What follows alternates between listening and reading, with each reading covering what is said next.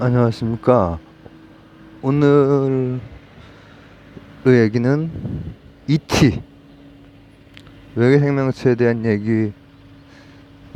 저번 채널까지 합하면 이제 세 번째 얘기가 이제 되는데 어 재밌잖아요. 외계인 이 주제가 재밌어서 어, 이게 과학자들 같은 경우에 ET가 있을 거다. 그리고 이제 우리 보통 그 일반인들 중에서는 현실에서 먹고 사느라고 거기에 크게 관심이 없는 경우가 많고, 하지만은 또 이제 그런 거에 굉장히 관심이 많고, 뭐 이런 어 뭐랄까 덕후들도 있고 하죠. 예, 저는 이제 뭐 어느 정도 그 사회 중에서 어느 정도에 속하나 생각을 해보면은 어 분명히 있을 거다나 덕후, 여기에 속하진 않아요. 그런데 어 가능성이 있다, 이제 이렇게 생각을 하고, 그리고 관심은 어렸을 때부터 많았죠. 어렸을 때부터 외계인 이런 거 관심은 많았는데 조금 이제 크고 나서 막 이제 과학 같은 거 공부를 하고 이렇게 하면서부터는 가능성은 있는데, 이제 스펙트럼이 쫙 있을 거 아니에요. 그 중에서 확신을 갖는 그쪽은 아니에요. 근데 제가 이제 두 번에 걸쳐서 한 2년 동안에 초반에 이제 칼세이건 얘기하면서 한번 했고, 그 다음에 이제 미생물에 관련해서 얘기하면서 한번 했는데 오늘은 이제 그것의 그 종합편 비슷하게 한번 정리를 해보려고 합니다. 그러니까 처음에 칼세이건 얘기할 땐 좀 전반적으로 칼세이건 자체에 대해서도 얘기를 하고 하면서, 칼세이건 선생은 믿고 있는 쪽이죠. 칼세이건 코스모스 그 책도 있고 다큐도 있고 굉장히 좋습니다. 그리고 다큐 같은 경우에 이제 업그레이드 해가지고 이렇게 찍기도 하고 하셨거든요. 그분이 이제 세상을 뜬 지가 또 좀 되고 해서 그분의 이제 부인 되시는 사모님도 이제 과학자고 해서 어 유전학 같은 경우에는 이제 굉장히 BT 같은 경우에 굉장히 또 달라졌기 때문에 그런 부분 수정해서 뒷부분에 달아서 이제 또 새롭게 이렇게 하셨더라고요. 근데 다큐멘터리도 굉장히 재밌고 책은 더 재밌고. 근데 그때 제가 이제 했던 건 뭐냐면은 이 그분은 굉장히 문학적인 그런 표현도 잘 쓰시고 해가지고 빨려 들어가요. 빨려 들어가는데 이 드넓은 세상, 요 우주에 어 일단은 은하가 너무나 많고 별이 너무나 많고, 별이 항성이죠. 그럼 행성은 셀 수 없이 많고 그렇단 말이죠. 그러면은 가장 강력한 증거는 인간이에요. 인간이 있기 때문에 그 수많은 가능성 중에서 외계인이 분명히 있을 거다.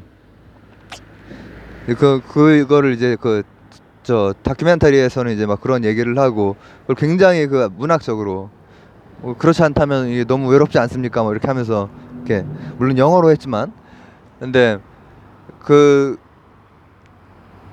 제가 이제 그거에 대해 설명을 하고 나서, 내가 두 편 찍은 게 아니구나, 세 편 찍었구나. 미생물 하기 전에 이제 통계역학 물리를 할 때 외계 생명체가 있을까 없을까 할 때도 어차피 수학적인 방법을 쓴다, 이렇게 하면서 그 있을 수 있는 그 환경, 그런 것들에 대해서 수식으로 표현을 해서 쓴다, 뭐 이런 얘기를 했었고, 그 다음 세 번째는 그 모든 것은 지적, 그러니까 사람 같은 혹은 사람 이상인 그런 생명체, 뭐 UFO가 있다면은 이제 사람 이상이겠죠. 그거는 이 움직임이 인간 기술의 그 움직임이 아니니까. 제가 이제 그 이 양력, 항력, 무게, 제어 그 얘기를 했지만은 UFO의 움직임은 그 물리학 법칙을 뭐 이겨낸 움직임이잖아요. 그 있다면은 전 UFO를 일단 안 믿지만은 그러니까 완전하게 증명된 게 아닌 건 안 믿어요, 저는. 그러나 가능성에 대해서는 열어놓죠. 왜냐면은 아까 말했듯이 인간이라고 하는 게 있잖아요. 있으니까. 근데 제가 이제 세 번째 말했을 때는 그 나사에서 이제 그 바깥에 갔다가 미생물로 오염을 시켰단 말이죠. 그래서 살아남았어. 그리고 그 후로 수십 년이 지나고 나서 생물학 교과서가 다시 쓰이고, 인간이 무슨 곁가지가 돼버리거든요. 바이오매스의 대부분이 미생물이고, 사람 요 몸 안에도 다 엄청난 사람 일당 미생물 수를 제가 지금 정확하게 저기 모르겠네요. 어쨌든 엄청난 수의 미생물이 있고, 장내 미생물이라든지, 그리고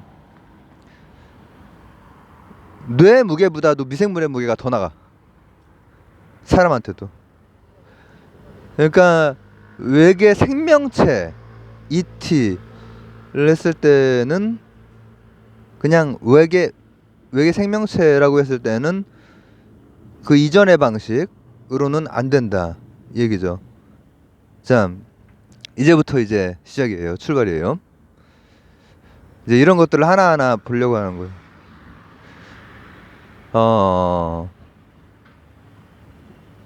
늘 분기점은 거의 한 50년 전이에요. 그때가 굉장히 과학 기술적으로 한번 달라졌기 때문에.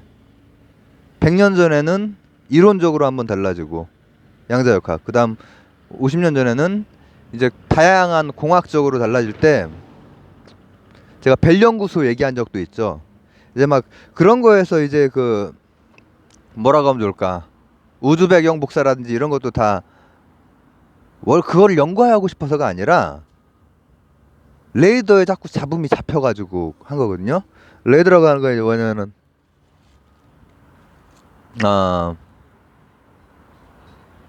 전파죠. 전파. 근데 전파를 가지고 레이더를, 원래는 그런 지금의 형식 레이더는 그 야길 레이더라고 해가지고 일본에서 원래 만들었어요. 일본에서. 일본은 어쨌든 뭐 그런 거 늘 좀 앞서갔죠. 근데 일본은 이 과학자들이, 일본 참 특이하게도 이제 메이지 유신을 통해서 실권을 잡은 것은 이제 조슈 사츠마 이쪽에 어떻게 보면 거기도 다 군벌도 나눠져 있어요. 해군, 그리고 뭐 육군, 이렇게 나눠져 있어. 그리고 걔들이 그냥 일단 저지르고 천황한테 했다 하고 그냥 보고도 아니지, 그냥 통보해주는 그런 식으로 해서 여러 곳을, 만주도 그랬고 막 했거든요. 근데 그 시기에 여러 가지 뭐 생체 실험이라든지 아니면 뭐 과학에 관련된 거 여러 가지 했는데, 거기에 관련된 그 과학자들이 되게 명예교수직 준다고 했을 때 이제 도쿄에서 한번 난리가 났었죠. 10년 전인가? 그쯤 됐나? 근데 그 전쟁 시기에 야길 레이더라고 해서 원판 모양, 이 아이디어를 그 일본의 과학자들이 낸 거예요. 냈는데 그게 실제로는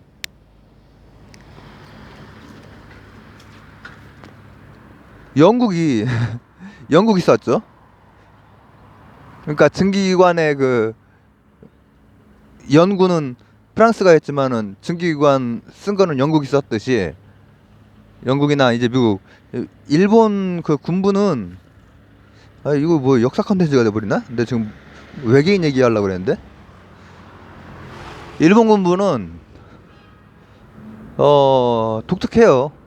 예. 사무라이들이 다 이렇게 위계로 이렇게 쫙 있고 야쿠자 주직까지 해가지고 이렇게 쫙 있기 때문에, 그리고 그게 다 또 미쓰비시 뭐 이런 또 재계하고도 연결이 되어 있고 당연히 정계하고도 연결이 돼서 이제 어 그렇게 같이 가죠.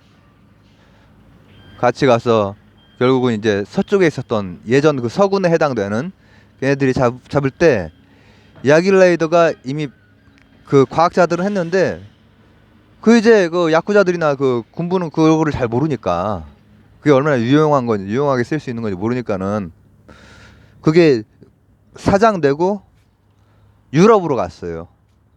근데 그러니까 군사 목적에서 이제 그 쓰였던 그런 것이지만은 전파가 이렇게 원래는 구체로 퍼져나가는데 접시 이렇게 되면은 어쨌든 조금이나마 각도가 좁혀지잖아요.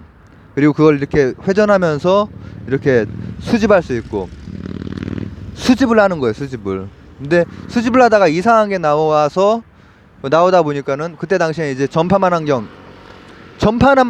되는 거예요. 전파를 통해서 처음에는 눈으로 뭘 이렇게 별 같은 걸 보다가 그 다음 렌즈로 보는 거예요. 렌즈로 뭐 뉴턴이나 이제 스피노자 시계는 렌즈로 보다가 그 다음에 이제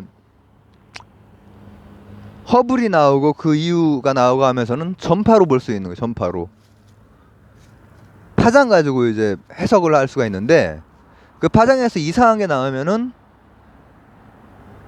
전기분포에서 벗어난 게 나오면은 그거에 대해서 막 설명을 하다 보면은 우주 배경 복사 2.7 켈빈 온도 이런 것도 잡히지만 또 뭐도 잡히냐면은 자연에서 나오는 그 파장이 아닌 인공적인 파장. 이를테면 뭐겠어요? 모르스 부호 같은 거는 인공적이잖아요. 띡 저 기생충에서 그 저기를 하잖아요. 띡 해가지고 나는 지금 잘 있으니까는 뭐 어쩌고 저쩌고 이렇게 해라 이렇게 나오잖아요. 송강호 그 이전부터. 근데 그런 게 이제 발전이 되던 시기에 그 이전부터 외계인이 있을 거다. UFO에 대한 상상, 외계인에 대한 상상.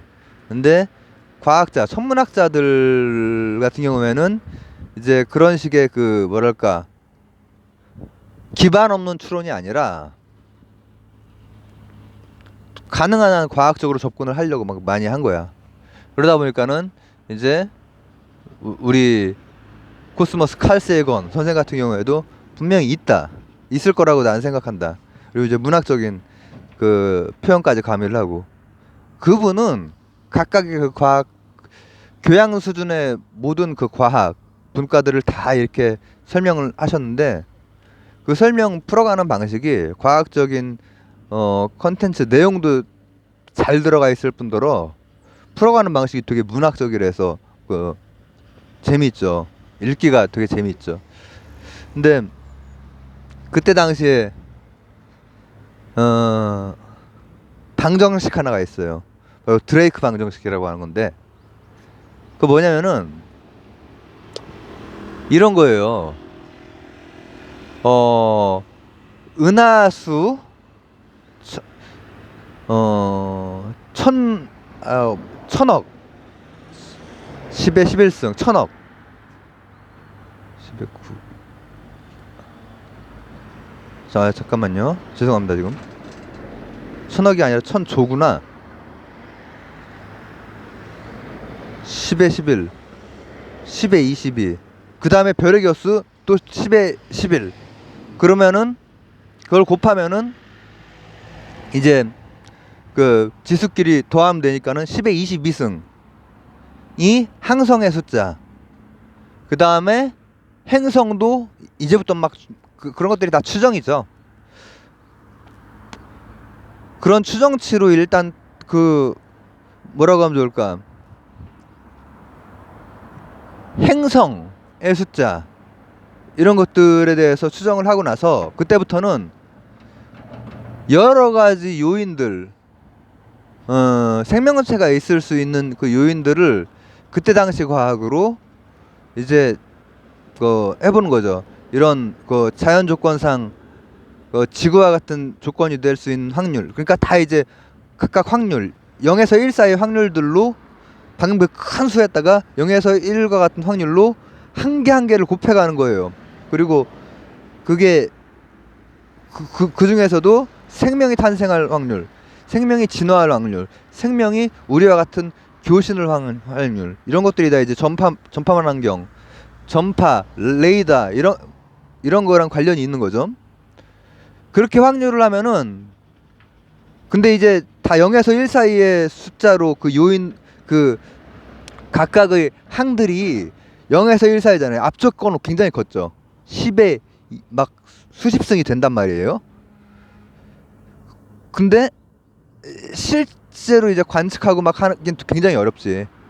왜냐면은 은하단이나 항성 같은 경우에도 이렇게 만만한 게 아닌데, 행성 같은 경우에는 다 추정이거든요. 다 그 미묘한 그 흔들림 가지고 추정을 하는 거란 말이죠. 그 방정식으로. 근데 뭐 최근에도 거의 지구형 행성이 우리 은하 내에도 발견이 되고 했어요. 최근에도 한 1, 2년 전. 그러면은 가능성은 올라가는 거죠. 어쨌든 간에 굉장히 큰 수 다음에 다 0. 몇에 해당되는 것들이 쫙 나열이 돼요. 그 항목들이. 그러면 이제 그 확률이 적어지지만 그럼에도 불구하고 이따 쪽으로 나오는 방정식이에요. 그 드레이크 방정식이라고 하는 것은. 그래서 제가 이제 그때 당시에 외계 생명체가 그때는 이제 다른, 처음에는 칼세이건 얘기, 그다음 두 번째는 통계역학 얘기하면서 이제 아주 큰 범위를 다룰 때 이제 통계적으로 다루니까 그건 이제 통계나 확률 뭐 이런 걸로 다룬단 말이죠. 이를테면은 아보가드로 수 뭐 이 정도 되는 것들, 이런 것들은 그 입자 한 개 한 개에 대해서 다룰 수가 없고 확률로 다루는 거예요. 확률로 다뤄서 그래도 굉장히 근접한, 예를 들면 온도 같은 거, 기압 같은 거, 이런 것들은 다 그 통계역학의 영역이거든요. 카우스도 마찬가지고. 이제 그런 식으로 해서 방정식이 있었어요. 근데 이제 그 방정식에 대해서 제가 세 번째 이제 외계인과 관련해서 얘기했을 때는 지구의 극한 환경에서 혹은 달의 극한 환경에서 살아남는 미생물들이 있는데, 얘들은 전파를 통해서 이렇게 하는 지적 생명체가 아니란 말이죠. 우리보다 더 강한 생명체이긴 하지. 우리는 조금만 추워도 얼어 죽거나 뭐 이렇게 하잖아요. 걔네들은 극한의 온도에서도 살아남고, 그리고 달 같은 경우에는 이제 우리처럼 자기장이 없기 때문에 태양풍도 바로 받거든요. 그러면 이제 거기에서 고에너지 단파들 이런 것들 받으면은 DNA 손상이 되는데 바로바로 회복을 해요. 미생물들 중심으로 이제 다시 다 생명체들이 쓰였단 말이에요.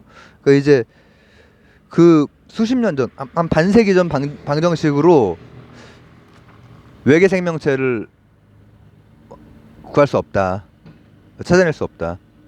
그 방정식을 만들면서도 이게 하나의 시도지, 이 각각의 확률을 우리가 정확히 할 수가 없다. 진짜 애매한 추정이긴 한데 그래도 이런 틀 같은 것을 제시를 한 거거든요. 그런 의의는 있죠. 그리고 우리가 인간이라고 하는 존재가 뭐라고 하면 좋을까? 또 인간 비슷한 존재가 있을 거라고 하는 그런 생각을 해보게 되잖아요. 혹은 인간보다 더 뛰어난 존재는 있지 않을까. 근데 이 미생물 그 이전까지 모든 것은 다 전파를 통해서 인위적인 그래서 그걸 뭐라고 하냐면은 세티 그 프로젝트라고 해요. 세티가 뭐냐면은 S 아니, 첫 글자부터 생각이 안 나네. 죄송합니다. search for E extra T 어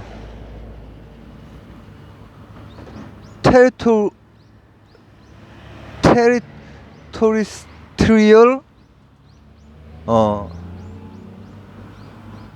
S T I 인텔리전스 죄송합니다. 그러니까는 외계의 지적 생명체에 대한 그 한번 우리가 서치를 해보자. 서치를 우리가 직접 가서 할 수는 없고 우리도 전파를 보냈듯이 우리도 막그 미켈란젤로 같은 그런 막 이런 거 하고 막 01 뭐 하고 뭐 레코딩 된 것도 막 보내고 했잖아요. 우주 탐사할 때 그런 거 실어서 보냈거든요. 거기에 누구 노래가 실렸더라? 하현우 노래는 안 실렸어요. 너무 몇십 년 전이라서. 근데 그런 식으로 이제 그 디지털적인 어떤 뭐라고 하면 좋을까? 부호화 시킨 걸 가지고 진짜 디지털은 아니지만 그걸 가지고 전파를 보냈는데 거기에 대한 응답이 혹은 우리처럼 그렇게 보내고 있는 놈들이 있으면은 잡을 수 있지 않느냐. 근데 그 세티 프로젝트는 어떻게 하느냐면은 이런 거예요. 우리가 지금 슈퍼컴퓨터라고 하면은 슈퍼컴퓨터가 그냥 컴퓨터를 연결한 거거든요.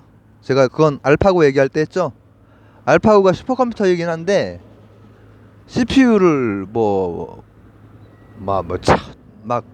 1000개 막 이렇게 하는 거야.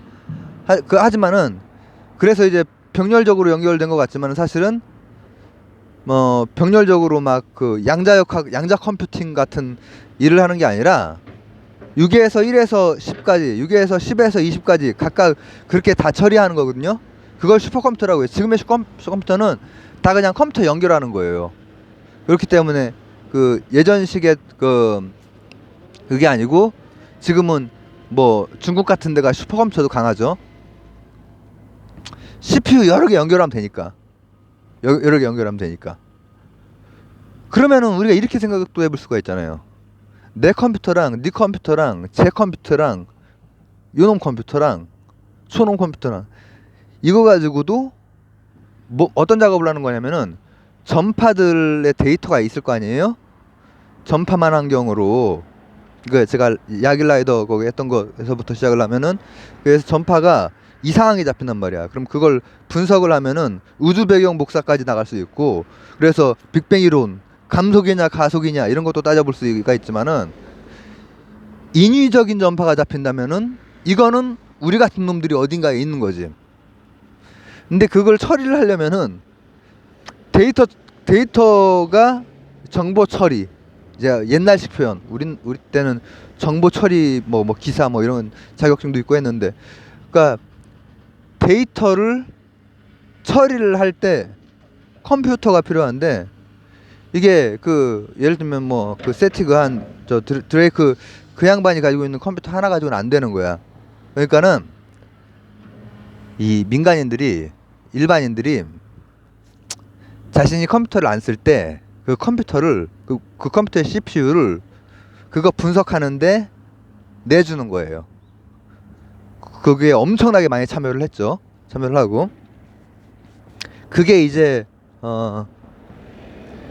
이 칼세이건을 거쳐서 드레이크 방정식 그리고 이 전파만 환경을 통한 데이터 수집 그리고 거기에서 어디가 이상하다 한 거를 잡아내야 되는데 그걸 잡아내기 위해서는 이제 컴퓨터로 CPU로 계산을 해야 된단 말이죠. 근데 그거를 사실은 그냥 사람들이 자는 시간 동안에 그 프로젝트에 참여해서 컴퓨터 CPU를 이용할 수 있게 해주면은 그게 슈퍼컴퓨터인 거예요. 어마어마하게 거대한 슈퍼컴퓨터로 계속 하고 있죠. 지금까지도 안 잡히고는 있지만. 근데 제가 여기에다 하나 더 추가하고 싶은 것은 뭐냐?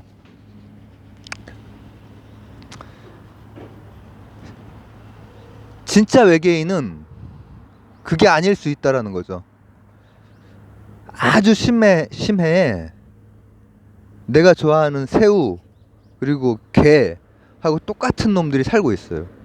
근데 걔네들은 뭔가 먹어야 될 거 아니야.